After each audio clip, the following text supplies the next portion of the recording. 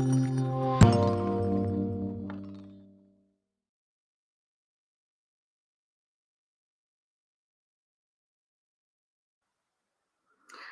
everyone.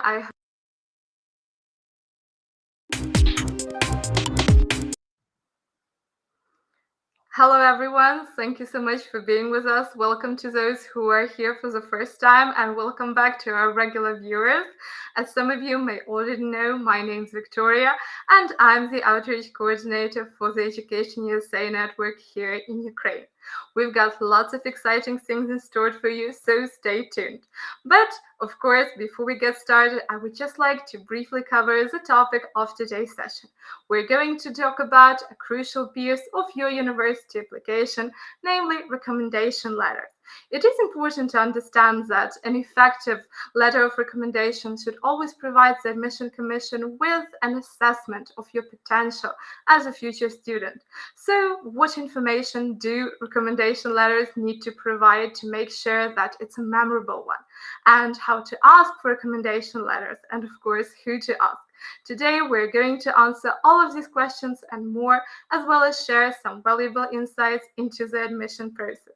So here with me is our wonderful guest speaker, Gordon Berridge, Senior Associate Director for Graduate Admissions at Bentley University. So please, I would just like to ask all of you, do not hesitate to reach out to us and put all of your questions in the comments. I'll be sure to monitor all of them and make sure we get to all of them by the end of the presentation. Gordon, it's such an honor to have you here with us today. Please take it away. The stage is yours. Victoria, thank you so much. I'm really excited to be here today. I just want to start off by saying thank you, Victoria, to you and the Education USA Network for having me here today to talk about this really important topic of recommendations. And so I'm excited to share some information. And as she mentioned, if you have questions, please go ahead and submit them. Really excited to be able to answer all of your questions and give you some really great recommendations and tips. Just to tell you a little bit about myself before I begin, as she mentioned, I'm the Senior Associate Director for Graduate Admissions here at Bentley University. I've been working in higher education for more than 20 years. Oh my goodness, I can't believe I said that.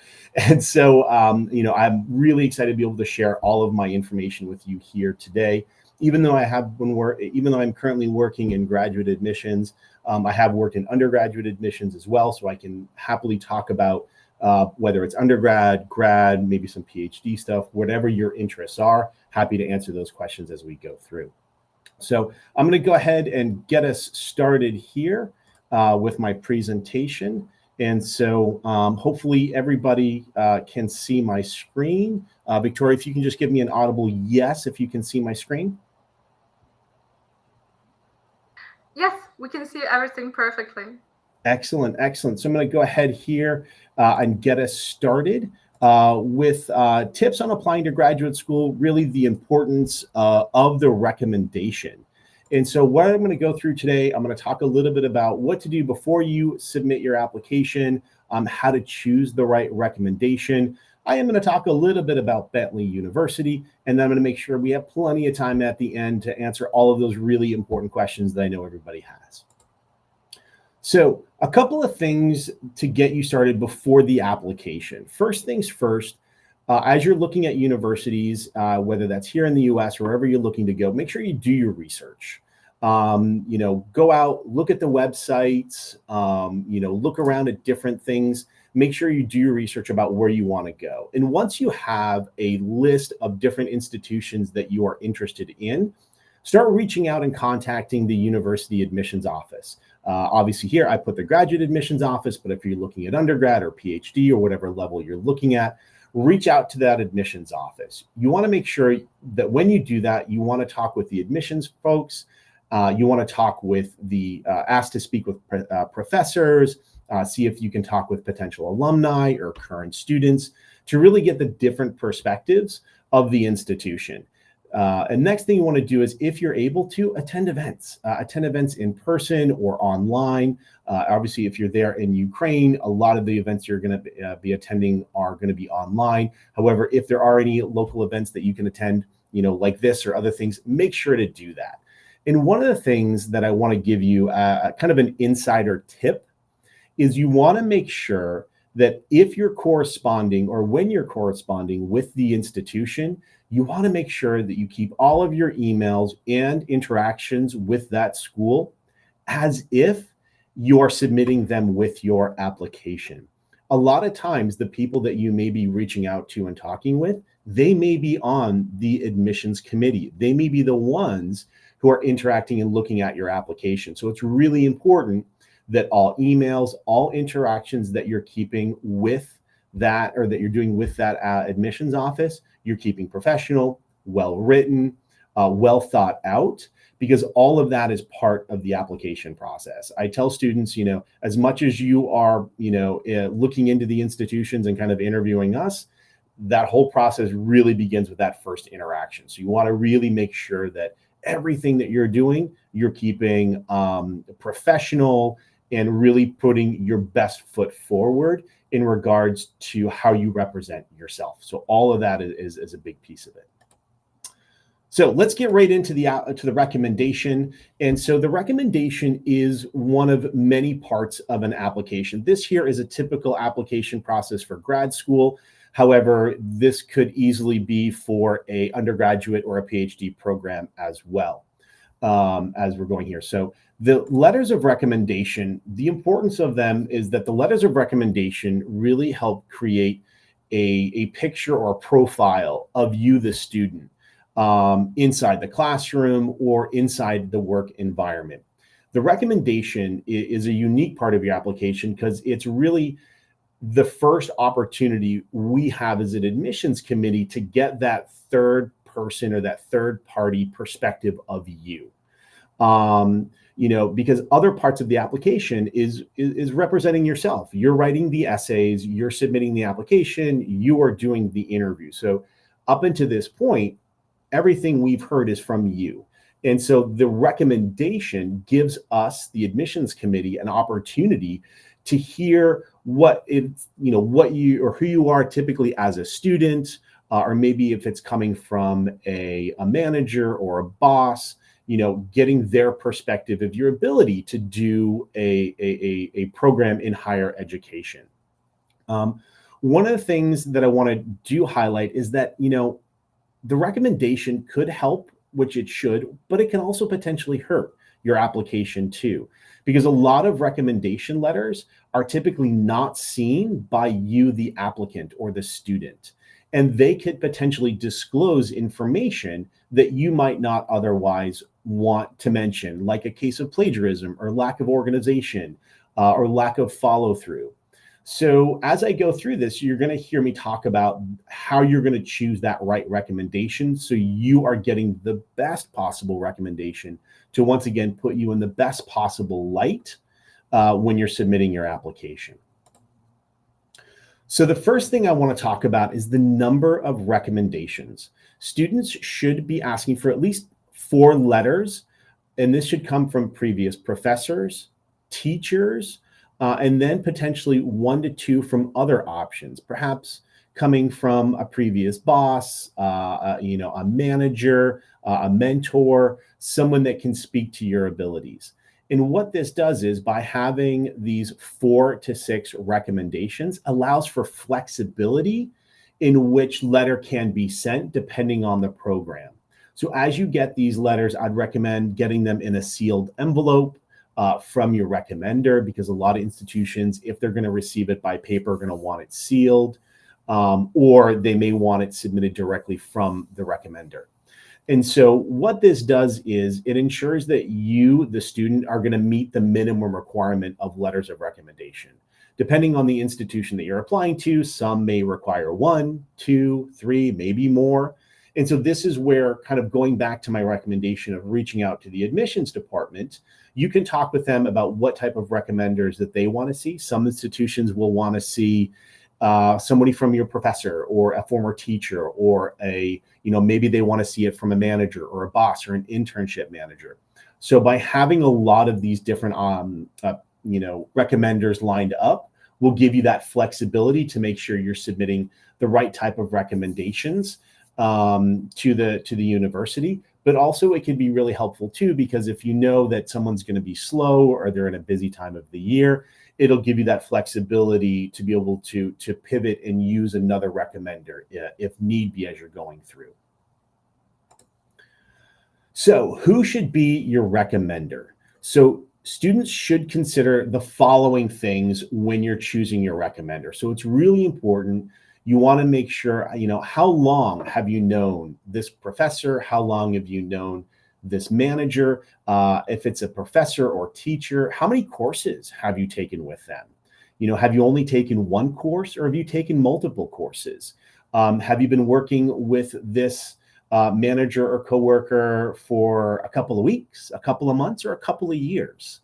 You want to make sure that this person that you're getting as your recommender, they've observed you working, that they've seen you in action, whether that's in the classroom, in the working environment, but they can talk about you in a detailed letter of recommendation and really, again, speak to your strengths and put you in the best possible light. Now, I put on here one of the questions that we get a lot, particularly at the graduate school level. We'll get students who say, well, hey, Gordon, I graduated a few years ago, and unfortunately, I haven't been able to stay in touch with my professors. What do I do? And so in that situation, that's where you're going to want to make sure that you utilize managers, coworkers, things like that. But if your institution still requires a letter from a professor, I'm going to give you some other tips that can help you maybe jog that professor's or that teacher's mind if it's been a couple of years. So when considering a recommender, the language, first and foremost, you do not want to choose a person simply because that person speaks English and could write the letter in English for you. If you need to, and your person that you want as your recommender does not speak or can write in English, great news. The Education USA offices there in Ukraine, they can help recommend a translation service for you. There can be a great resource in helping you through this process. So again, you do want to choose somebody that can speak to your abilities, but if they don't speak English, that's okay. You do want to get that certified in an official translation. And again, you can work with your Education USA partner there, and they can be a really great resource. The next thing I want to do is recommend that you don't just simply choose somebody based on their title. Just because they are the head of your organization, or they're the chief information officer or the CEO, this does not mean anything to me as the reader of the recommendation if they can't write a quality letter about you.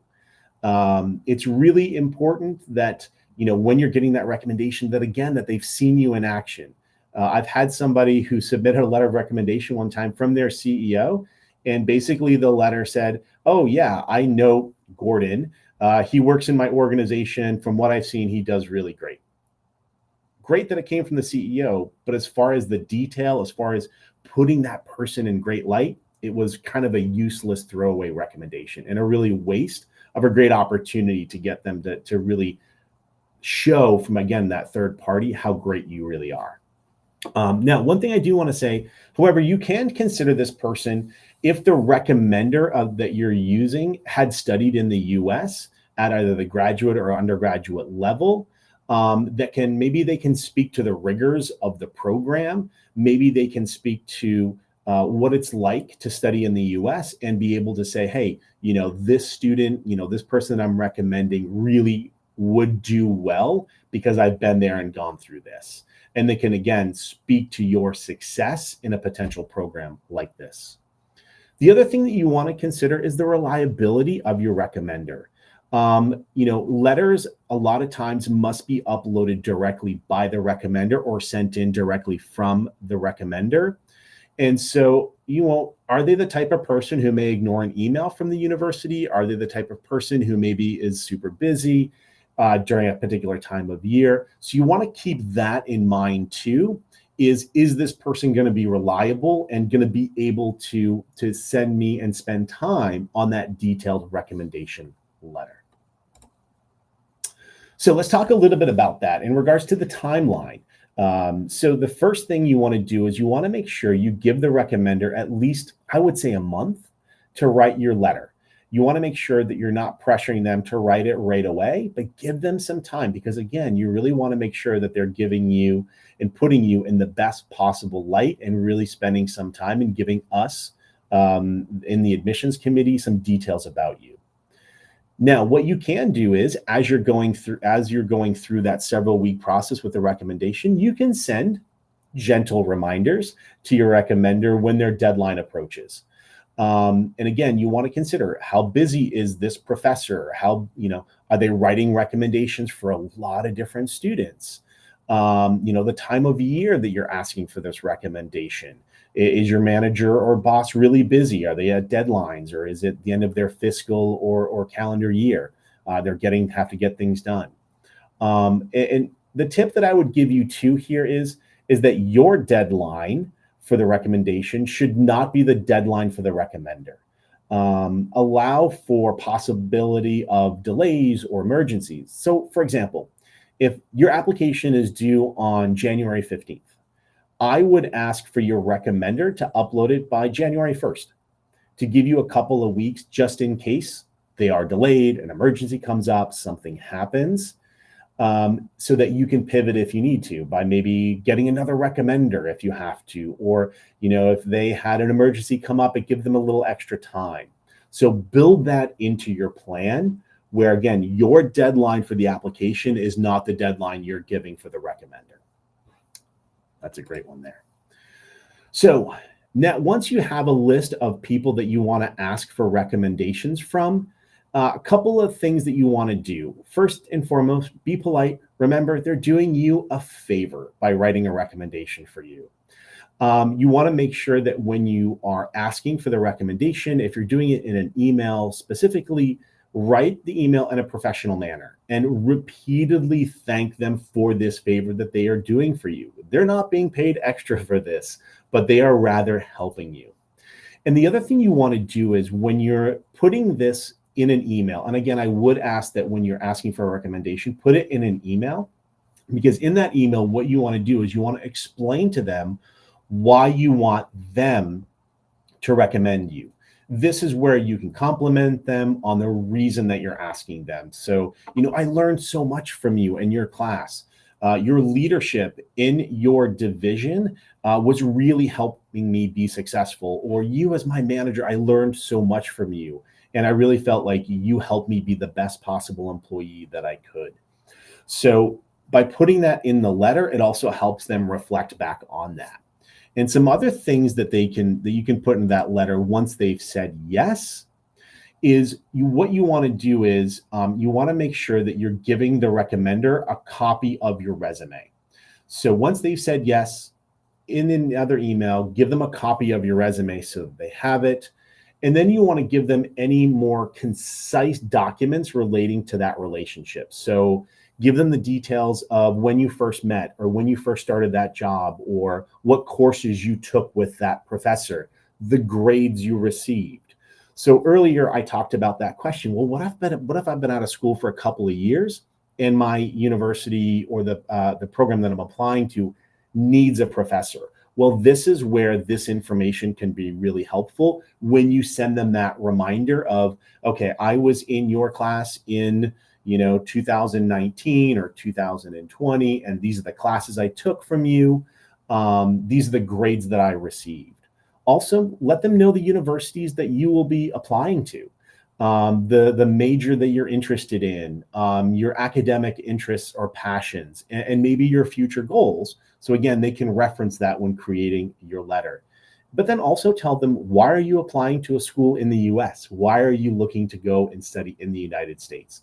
Again, all of this information can be really helpful in them writing a letter for you. So here's a couple of examples. So by providing them the details and examples, so talking about what strengths or passions and qualities that you have that they can highlight. So you could say, to your recommender, I'd really love if you could include my interest in, or my passion for, numbers and business, as I'm applying to programs specifically in business analytics. Or perhaps you remind them of special projects or memories from the class that were significant to you. So I learned a lot from your class and was hoping you could provide me a recommendation for an MBA. One of my favorite projects from the courses I took with you was fill in the blank. And again, helping them, reigniting your passion for this, reminding them of what you did. And then again, giving them those grades and the courses that you're in. Professor, I was in your economics 101 class in the fall of 2019, where I got an A-. This allows them to not have to go back and look at everything. All of the information is right there. All of the information that you want included in your letter of recommendation is right there. Really makes it a whole lot easier for them, especially if it's a professor who may be writing multiple recommendations. So those are some of the highlights. Those are some of the examples and tips that I'm going to give you in regards to really making sure that you can get the best recommendation possible. So now that I've given you some of that, I want to do a little practice. So what I've done is here, I've collected some real recommendations that I have actually received. So what you're seeing are real recommendations. And what I'd like to do is ask you if you think this is a good or a bad recommendation based on the tips and the information that I've just given you. So let's look at the first one. So is this a good or a bad recommendation? And so first and foremost, just by looking at it, it looks pretty short. So I'm going to guess there's probably not a lot of detail in here. And so this specific letter that we received says, I have known this student for a year as her instructor in marketing. This student was a great candidate. When she shows her attendance in class, grades, school spirit, along with respectful demeanor, she exhibits a friendly nature in and out of the classroom. Is also a team player and leader. She is a cheerleading captain, and they highly recommend this person. So what do we think? Good or bad? Probably very bad. There's no details. There's no specific information. Honestly, you could probably plug in the name of any one of the students in this professor's class. So this was probably a last-minute ask. The student probably didn't give the professor any information about their experience or why they did it. And to tell you the truth, as somebody who received this recommendation, this was not helpful in the admissions committee making a determination about whether or not this student was a good fit. Because again, it was general in nature. There was no specifics, said she had good grades. Well, what were their grades? What specific projects did they do? Why was, what type of respectful demeanor did they have? So again, no detail, nothing really helpful as far as this recommendation letter goes. All right, here's another one. Good or bad? Again, you can probably tell just by looking at it. Without even reading it, this is not a great recommendation. This is a pretty poor one, to be honest with you. Again, looking at this, there is no detail. As far as I know, this student has a very good personality and is a hardworking person and still a social person. Again, this could be for anybody. No details, no information, nothing specific. They said they've known the applicant for a year, that they're a friend, highly talented, and that, they're going to be a great success. Again, not a great recommendation. When we're looking at hundreds, sometimes thousands of recommendations or applications, when we're trying to build a class, at a university, this would actually probably not be helpful for you. This is not going to help you get into the program. This is not going to help you be successful. And this person really wasted a great opportunity at giving us more information about who they are as a student. So, all right, let's go on to the next one here.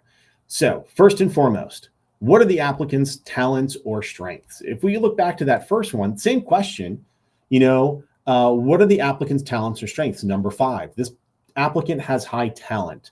It was a 5-word sentence. Let's take a look at this next one I'm looking at here. Same question, just by looking at it. You can see, wow, this person really put in a lot of detail and information about this student, which is really helpful when determining. So instead of going through this whole thing, I just want to highlight this one section here. And this really talked about, and it says, because of this student's work, we have even more confidence in how to structure and pursue expansion efforts into our priority market locations. Her development of a geo-usability framework also helped ground our team's priorities into a more deliberate and sequenced action plan. That is so great. That is details, that is specificity, that really helped get a better understanding of who this person was, outside of just what they were telling us. So this student was telling us all these great things in their application, and then their recommender just backed that up. So this was a really great recommendation for this applicant. So let's take a look at this next one, good or bad. Again, little short, but that's okay. Let's take a look at what I highlighted. First, the academics. This student is an excellent student with a GPA over 3.8. Again, great details. He was in one of my classes. So this particular recommendation came from a professor. So again, you can tell that this student probably gave them a lot of those tips that I gave you earlier about grades, what classes they were in, a little bit about them, because you can really tell that they utilize that. So in one of my classes, valuation and corporate investment decisions in the spring of 2019, in my class, students do a lot of quantitative analysis as would be expected in a finance class, but they also write papers, work in groups, and perform class analysis. The professor went on to talk a lot more about what was happening within that course, and this was once again a great detail from this professor. So once again, let's talk about this one here. A good or a bad recommendation. Again, these are actual recommendations that we've received. This one ended up being really great because it actually came from one of our alumni. So this particular person happened to know a graduate of Bentley University from the undergraduate and graduate courses. This student went on to talk about how they understand the rigors of the program, understand the institution, and then was able to connect the person that they were recommending's skills within the workforce and within the work environment to what they would be doing here at Bentley because they had that experience. So once again, a great recommendation as part of this program. Again, they gave specific details about what they did while they were here, and so, or while they were working with this particular person. And so it was a really great opportunity for us to learn a lot more. Okay, so I have one more here for you. So this is a letter that I received. Again, first and foremost, just looking at it, you can tell that somebody spent a lot of time going through and writing this recommendation letter. And so I was really excited to read this recommendation letter. I'm going through, it sounds great. There's details, there's lots of information on this particular student. So a couple of things I want you to take a look at. Take a look at the bottom. The designation was from the Director of Digital Marketing. So we here at Bentley University in the graduate school, we require 2 recommendations. So I want to show you the next recommendation that I received from this person. So first and foremost, this comes from the Vice President of Data Analytics and Product Development. I do not expect you to read this entire thing, but just do me a quick favor. Read the first sentence of every paragraph. Take a second and take a look at that. You know, it says in the first paragraph, "It is with utmost pleasure and great pride that I am writing this letter of recommendation for this student." Well, if you look at the other one, it's the exact same thing. If you continue on, you look at the beginning of the second paragraph, "Knowledge of marketing and expertise in data analytics was a huge contribution to our company." The letter from the vice president, "Knowledge of marketing and expertise in data analysis was a huge contribution to our company." So I was really surprised when I got this second letter of recommendation. I'm like, I'm pretty sure I just read this entire thing. This is pretty much verbatim, word for word, the exact same recommendation. So I can tell you what this person did. They probably wrote the recommendation for themselves and then had their director of digital marketing and their vice president simply send it in. This person was denied. So I can tell you that when you are giving the recommender all of that great information, do not write it for them. Really, if they say, "Oh, can you just write me the recommendation and I'll sign it?" And I've heard people do this. Maybe that's not the right recommender for you. Look to one of your other recommenders because we do check this, we do go through this. And as you can see from this example here, and again, this is a real recommendation of what we received. And so pay attention, details are important. And hopefully you too won't run into this as this particular situation. So let's go through here. So a couple of last things here. Time to leverage your network. So now that you have all this great information, when you start to write out your list of recommenders, you can look at your LinkedIn account. If you have a LinkedIn account, if you're still a current student, maybe look at your class roster and look at the different professors you have. If you're a working professional, take a look at your division or department list of employees that you work with. Look at the list of professors that you've done really well with in their class. And this is important. Pick a professor that you did well with. I have received recommendations from professors where the student didn't do well, and that was not a great letter of recommendation. So make sure you choose that professor that you did very well in their class. You can also look at a list of members of any organizations that you are a member of, or maybe a list of team members from projects you have worked on. So this is a great place to get started in writing those recommendations. So hopefully that helps to get you started with recommendations. So with that being said, I would just like to take a few minutes to talk about my university, just to give you a little bit of information about us if you have any questions. And so what I'm going to do here is I'm going to share a quick video on our institution just to kind of give you a little sense of who we are. The world has been shaped by individuals who have been called forces of nature. Men and women who have done amazing things and made a positive impact in the world. They have demonstrated courage, conviction, and a special kind of confidence. That's what today's world needs. And that's what a graduate business degree from Bentley University is all about. Pushing boundaries, solving complex challenges, and seeking new ways to make the world a better place. The answers to the challenges facing today's business leaders are rarely black and white, nor are they found in the pages of a textbook. But they are out there and require a new way of thinking.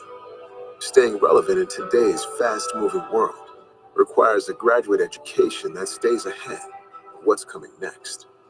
We've designed a curriculum that guarantees what you're learning in the classroom will prepare you for what you'll encounter outside of it. Corporate partners are an extension of your classroom experience and will become the backbone of your network that will open up opportunities you never dreamed possible. And while who you know might drive your career options, technology is the engine that drives leading businesses. The tools that you'll use in Bentley's state-of-the-art innovation centers are the envy of many Fortune 500 companies, putting you on the fast track. Whatever path you take, you will leave Bentley ready to make your mark on the world, ready to embrace new challenges, and understand that caring about more than the bottom line is not only good for people, it's also good business. Are you ready to stand up for something greater than yourself? Are you ready to be a force?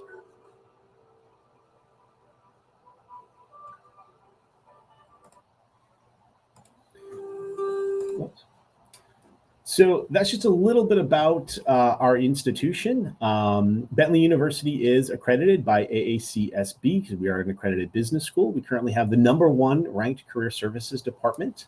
We also have the #4 ranked Masters in Finance in the United States by the Financial Times. We're also continuously ranked as the Bloomberg Best Business School.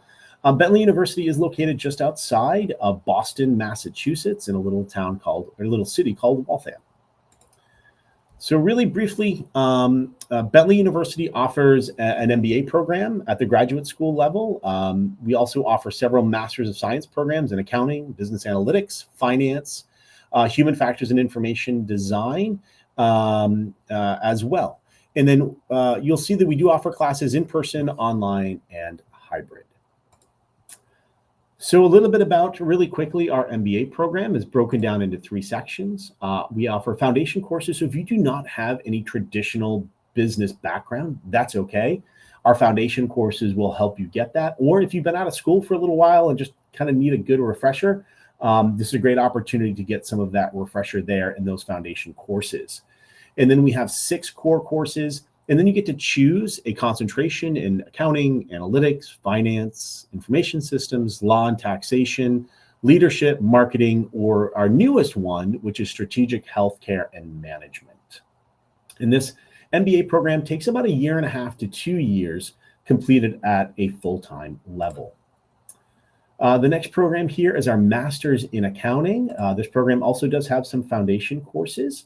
And then we have 4 core courses and then up to 6 courses to make up for your concentration in assurance, advisory, corporate finance, reporting, analytics, or information systems. This is a STEM designated program, which does allow you the opportunity to stay in the United States for up to 3 years after you graduate and work. So again, this is a STEM designated program. We also have our Master's in Business Analytics. We have, again, foundation course in statistics. So if you've not taken statistics or it's been a while, they get you ready for that. And then it has 7 core courses. And then this program also, too, has an opportunity to build your degree. It has different courses in data science. If you want to do an analytics master's degree with a focus in economics or maybe finance, information management, in management or leadership, or in marketing. So you can kind of customize that a little bit as well. And please note, this program is also a STEM designated program. And then we have here our highly ranked Master's in Finance degree. This has 4 foundation courses, and then we have that core, which is that financial path, and then we have an analytics path. My Master's in Finance with the financial analytics path is also a STEM designated program. So once again, allowing you the opportunity to do that 3 years of OPT after you graduate. We have our Master's in Human Factors and Information Design. This is our UX design program. We have 3 core courses. There are no foundation courses for this. There are 5 courses to make up the human factor electives, and there's 2 non-factors. This program is completed in about 10 courses, as you can see here. And then finally, we have my Master's in Taxation program. This is one of the only Master's in Taxation programs in the New England area. This is a 10-course program. Please note this does focus on U.S. tax code. So as I mentioned before, we have one of the top-rated career development departments in the United States, our Career Development Office. They do about 45 different events a year, specifically for our grad students. And then our undergraduate program, they do about the same. They do about 45 to 50 different events here on campus. These are just some of the companies that have hired our recent graduates. This is just a partial list. You can go on our website and see a lot more. And you can take a look at some of the things. You can see here some of our recent graduates and what they've gone on to do, like a tax associate for PwC. We have a senior product designer for Salesforce, a senior management of financial markets and real estate for PwC, the vice president of revenue and business development for RealPage Inc. And you can see a little bit about what they learned here at Bentley and how they went on to be really successful after graduating. And one of the reasons that our students are so successful is because of our professors here.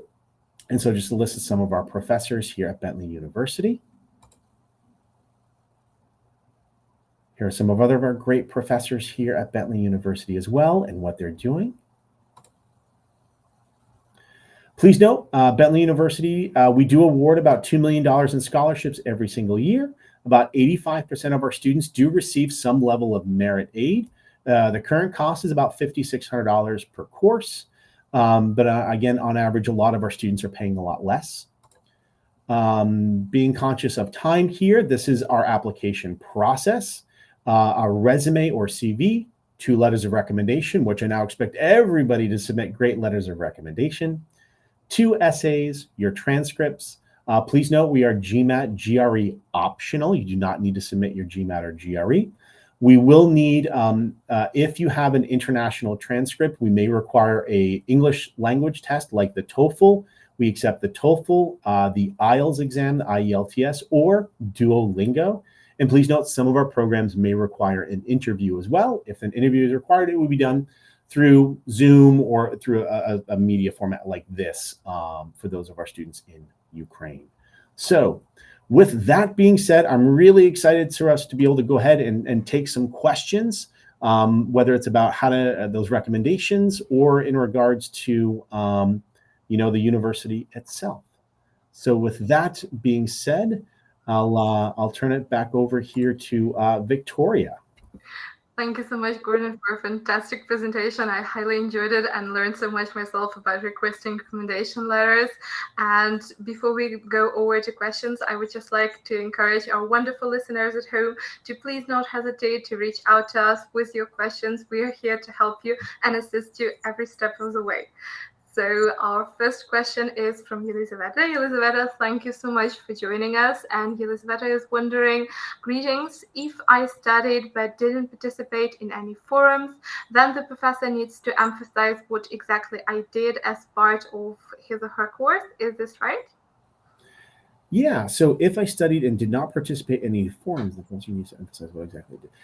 See, yeah, so I mean, if you're part of the course, and maybe you didn't particularly participate in any sections that you want to be highlighted, or maybe they didn't notice that piece, or maybe, you want, if it's a big class or something along those lines, that's where, again, writing it out in an email and putting those details in there of what you want them to highlight or what your participation piece of it was can really be helpful in helping the professor remember.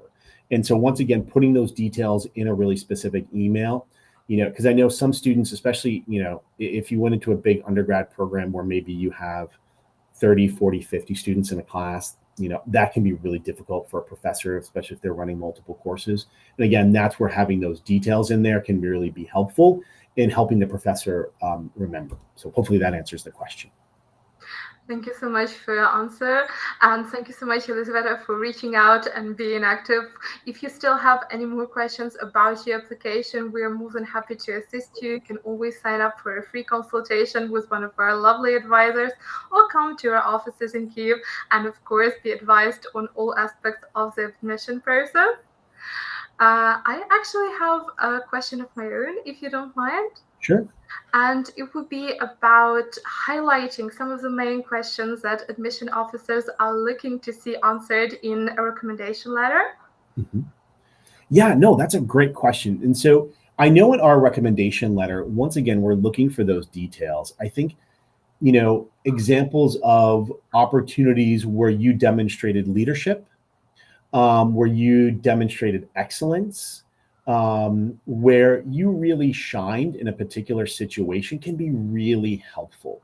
For example, thinking back to some of the recent recommendation letters I've read, there was one where a professor talked about how there was a student who was in a group. There was some challenges with the group dynamics and how this particular student stepped up and helped to resolve some of those challenging dynamics within the group, and how they took that leadership role within it. And so that was so incredibly useful. Again, those types of details, those types of specific stories can be really helpful.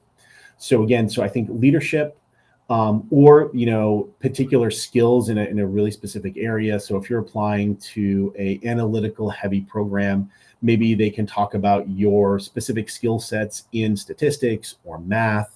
Or if you're applying to an arts program, maybe talking about your specific skills in a particular area of that artistic endeavor. So again, when you're getting that recommendation, highlighting those specifics for the professor or even for your manager for that point as well. If you particularly went above and beyond on a particular project or in a certain situation, that can be really helpful too. I know I gave some highlights there about specific details. So I think when you have the recommender writing your recommendation letter, being able to connect the degree or the program that you're looking to apply to, and then talking specifically to that in the recommendation letter and connecting it is really helpful. So think about those things when you're applying, what program you're applying to, what type of things do you want them to highlight, because that's what we're going to be looking for as part of the admissions committee, is really being able to figure out, is this person going to be a good fit for my program? Is this person going to be a good fit for my university? So hopefully that answers your question. Thank you so much for such an informative answer and for highlighting different aspects that are important in recommendation letters for different majors. We've actually got another question from Maria. So, Maria, thank you so much for being with us. And Maria is wondering, do I really need recommendation letters if I'm a high school student? And will they help me? And how can they benefit me? So the answer is yes. Yes, you really do need a recommendation letter. Absolutely. And so it's going to be a little bit different as a high school student. I know here for US based students, we sometimes want a recommendation from a guidance counselor or from a teacher. What I would think about is, when you are thinking about this, again, look back at your current teachers.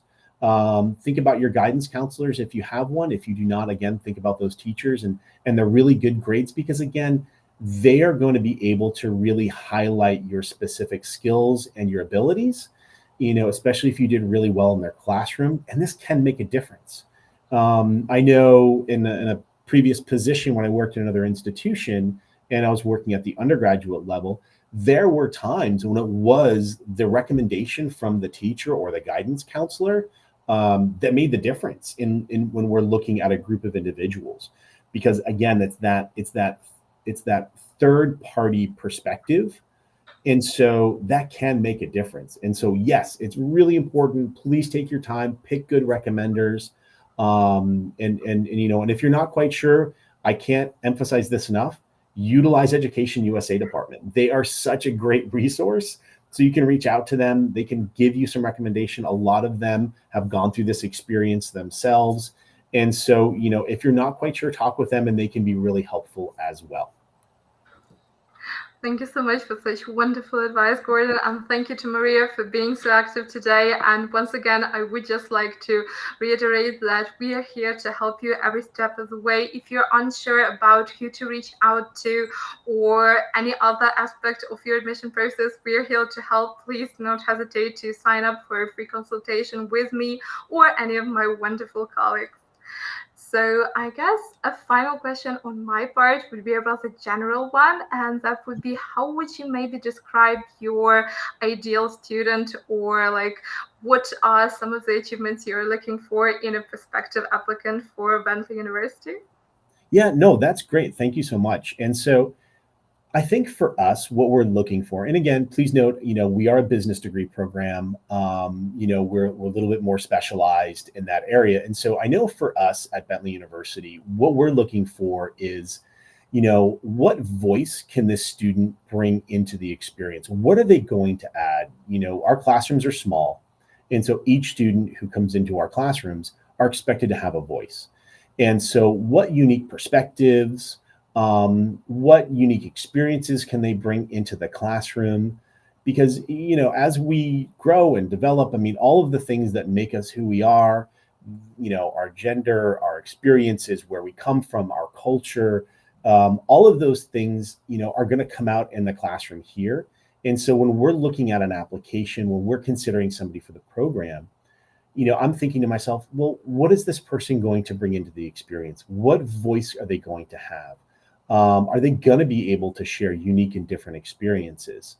And the answer should be yes, because we all have our unique perspectives and views and experiences that make us who we are. And so making sure that those are highlighted in the application, because again, that's what we're looking for. What voice can they bring? What unique experiences can they have in the classroom? Because for us, classroom dynamics are so incredibly important. And those students that can share that voice and have that experience are really the ones that are going to be successful within our program. But again, the other thing I would recommend doing is regardless of which program you're applying to, once again, reach out to the admissions office. Ask this great question that Victoria just asked. What are you looking for in a student?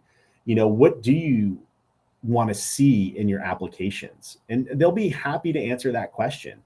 And then you can then go ahead and really manage your application to what some of those expectations are, and really be able to go through that as well.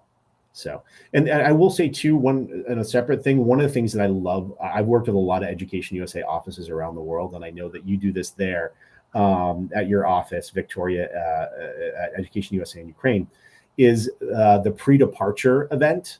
that you all do there. I've had a lot of students who take advantage of the pre-departure event. And so if you are accepted to a U.S. institution, it's a great opportunity that a lot of Education USA offices run, where they go, and it's a great preparatory program that really prepares you to come and study in the United States and what you need. So if you're going to come and study, once you're accepted, once you've kind of gone through all of this, you've submitted great recommendations and all the things, again, reach out to your local Education USA office and try to get part of this pre-departure program. I can tell you it's a great resource. Thank you so much for your wonderful advice and for once again highlighting the jobs that Education USA does. And I would just like to once again reiterate that communication is key. Please do not hesitate to communicate with the admission offices, with our lovely advisors at Education USA, with Ukrainian alumni who have studied maybe at your university of choice and who can share insights, maybe even give their own perspective and talk about some of the things they did in their admission process that help them get accepted and be successful as a student in the United States. And above all, do not give up on your dream of studying in the United States. Persevere, keep working on your application, keep achieving great things, and you will be sure to study at your dream college or university. And of course, one day appear on our lovely success story sessions. We do hope to meet you in a consultation or in person at one of our outreach events. But in the meantime, I wish you all the best of luck in your application process and hope to see you next week when we are going to discuss taking the SATs and preparing to get the best possible score. I wish you the best of luck, stay safe, and stay with Education USA. Bye. Bye.